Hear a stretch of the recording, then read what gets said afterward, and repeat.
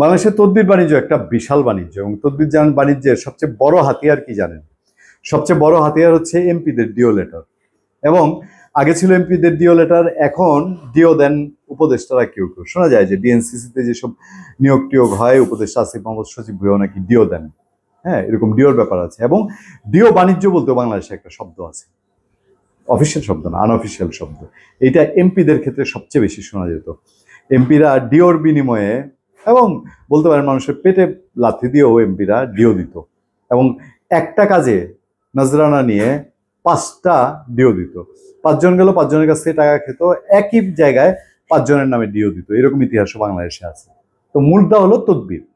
বাংলাদেশে এমপিরা গিয়ে মন্ত্রীদের কাছে তদবির করে, মন্ত্রীরা গিয়ে সচিবদের তদবির করে, মন্ত্রীরা গিয়ে প্রধানমন্ত্রীকে তদবির করে, তার চেয়ে রাঘব বলদের তদবির করে, গডফাদারদের তদবির করে। এই তদবিরে যখনই টান পড়ে তখনই তদবিরবাজদের নানান ক্যারিকেচার শুরু করেন। তদবিরবাজরা নিজেরা কিন্তু সংঘবদ্ধ, একটা আরেকটাকে টপকায়, একটা আরেকটাকে গোল খাওয়ায়। কিন্তু যদি এক তদবিরবাজের উপরে আঘাত আসে না, দেখেন সব তদবিরবাজ এক হয়ে যায়। এটা সচিবালয়ে বিটে যারা গেছেন, সচিবালয়ে যারা সাংবাদিকতা করেন তারা ভালো জানেন, এবং সচিবালয়ের সাংবাদিকদের মধ্যে এরকম কিছু তদবিরবাজ আছে। এবং সচিবালয় আরেকটা ইন্টারেস্টিং জায়গা, সেখানে সুন্দরী তদবিরবাজ আছে। এরা নানানভাবে বড় বড় সচিবদের মনোরঞ্জন করে, এবং মন্ত্রীদের মনোরঞ্জন করে, কর্মকর্তাদের মনোরঞ্জন করে করে ওইখানে তদবির করে কাজ বাগিয়ে নেয়। কোটি কোটি কোটি কোটি টাকার ধান্দা ওইখানে। হ্যাঁ, এমন এমন সুন্দরী ফিল্মের নানান জনের নাম শোনা যায়।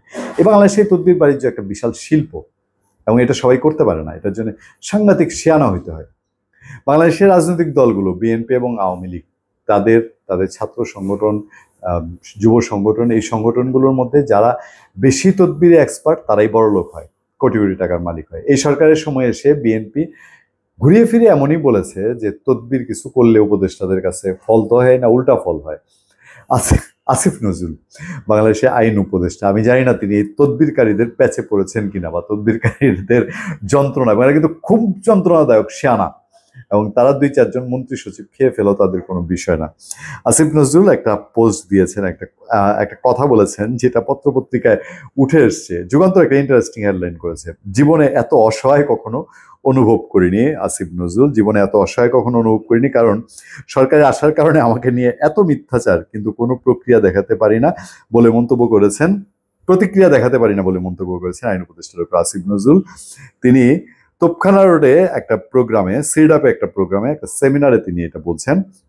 আসিফ নজরুল বলে না, আমার কাছে অনেক অন্যায় তদবির নিয়ে আসে, মূল টপিকটা যেটা বলছিলাম, যখন সেগুলো পাত্তা না দিই তখন শুরু হয় গালাগালি। আমাকে তখন ভারতের দালাল বানানো হয়। আসিফ নজরুলকে ভারতের দালাল বানায় বহু, দেখবেন ইউটিউব কন্টেন্ট আছে, বহু কন্টেন্ট আছে। আচ্ছা, আমাকে তখন ভারতের দালাল বানানো হয়, সরকারে এসে অবরুদ্ধ বোধ করছি, জীবনে এত অসহায় কখনো বোধ করিনি, কারণ সরকারে আসার কারণে আমাকে নিয়ে এত মিথ্যাচার, কিন্তু কোনো প্রতিক্রিয়া দেখাতে পারিনি।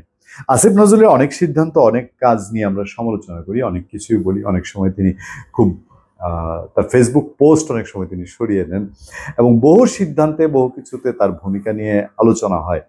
কিন্তু এই জায়গাটা, এটা আমরা যারা জানি, এখানে আসিফ নজরুল কেন, যেই যায় বাংলাদেশে, যেই যাবে, আপনি বসেন না গিয়ে দেখবেন তদবির বাণিজ্য, এই বাণিজ্য এটা ইউনূস আমলে আছে, এটা হাসিনা আমলে ছিল, খালেদা আমলেও থাকবে বলে আমার ধারণা। ভালো থাকবেন, সুস্থ থাকবেন। আপনার সাথে আমি আতিক রহমান, পূর্ণিয়া।